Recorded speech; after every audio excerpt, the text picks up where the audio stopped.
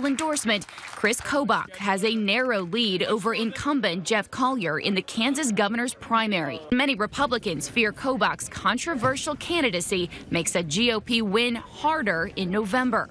Kansas legislator Laura Kelly won the Democratic primary. And that was Emily Rao reporting. Let's bring in Kenneth Vecchio, Republican strategist, and Nathan Rubin, Democratic strategist and CEO of Millennial Politics. And Ken, I want to start with you. And I want to put aside the Trump effect just for a second. But in terms of looking ahead to November, would you acknowledge that Republicans are in some trouble, given there's something like 70 congressional districts where the demographics are more favorable to the Democrats than this one that they faced last night in Ohio? Nope. You know what people hate, David? Zeros. And you know who the zeros are? The phony, plastic, establishment politicians. And the reason why Balderson won was because of Trump coming there. This is not a referendum against Donald Trump. This is a referendum for Donald Trump. You see who's going down in flames? The Democrats, who are the real progressives, because they don't want the super far left. This was a district that Donald Trump carried 2 years ago by 16 points. And this tells me that people are not motivated to go out and vote for the establishment candidates. So Balderson seems like a decent guy to me. And by the way, his opponent, you know what he sounded like? A little bit like Donald Trump. He was campaigning, rejecting anti-ICE, rejecting Medicaid for everybody. And I think that garnered him more votes. The closer you're getting to Trump, the more the regular voters come out. Those are the ones who are motivated to come out. Nathan, are Democrats perhaps in some trouble and perhaps overthinking their ability to take control of the House this fall? Look, I think that was some pretty clever spin for my friend here. What I will say is Pat Tiberi, the incumbent who resigned to actually trigger this special election, he won that seat by 36 points. And Danny O'Connor, you saw right there, he's within 1. That's a pretty big swing, a pretty big differential. And as you mentioned, there are about 70 other districts that are more favorable to Democrats. They only need 24 to flip the House. I'm not so sure that the Republicans are feeling good right now. Ken? No way. What's going to motivate people to come out is in November is all this fake news garbage that's being recycled with all these crazy manufactured Democrat talking points. It's really the far left stuff that's driving people crazy. These showings, it's because Trump went in there into Ohio at the last second when, by the way, Balderson wasn't exactly opening his arms asking him to come out there. I'm going to try one more time with this. And here's Corey Bliss, who's the director of the Congressional Leadership Fund, which is a Republican super PAC. Quote, "This remains a very tough political environment. Stuart Stevens, a Republican consultant. Look at the amount of money spent on the Republican side in Ohio, the focus, and you have an early warning sign that is not good for the GOP.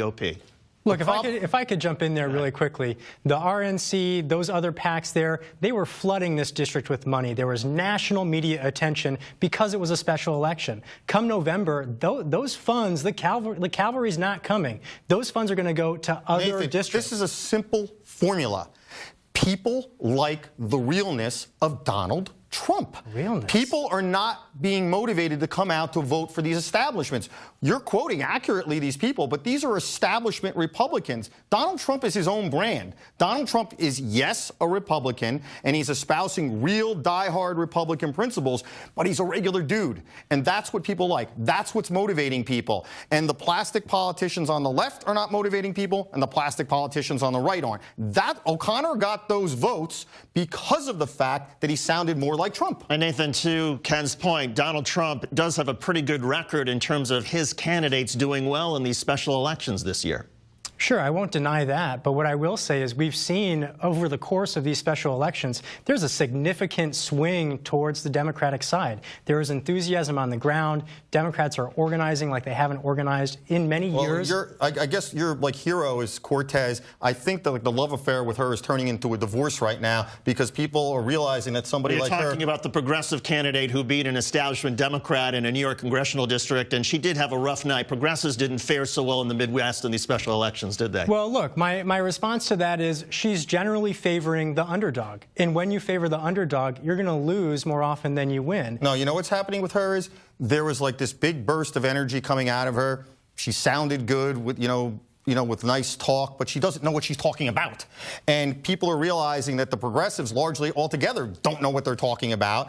I'm talking about like the real far left, and it's quickly turning into a bad divorce for them. And you're seeing these more kind of not establishment Democrats, but people that are like kind of pulling the great talking points from the great Donald Trump.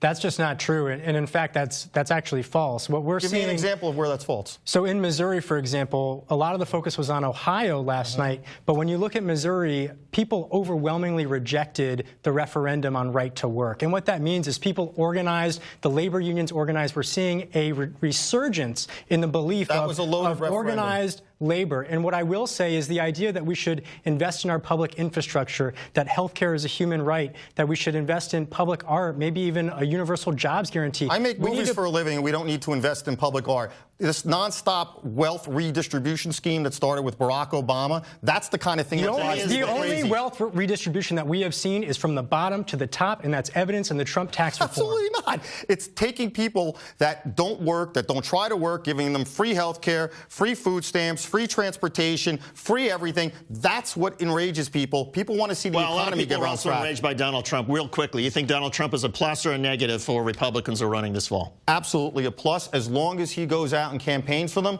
the people are going to come out and be motivated to vote for those Republicans. Nathan, 10 seconds. Last word. I think Donald Trump is a plus in the primary. I think he is a negative in the general. Nathan Rubin, Democratic strategist, and Ken Vecchio, Republican strategist. Great to have you both in studio. Thank you. Still to come, a $30,000 diamond ring was accidentally thrown in the garbage. It was found in a San Diego dump just minutes later. One man's trash is another man's umpire? We'll explain what's happening here in North Dakota and Cirque du So Strange.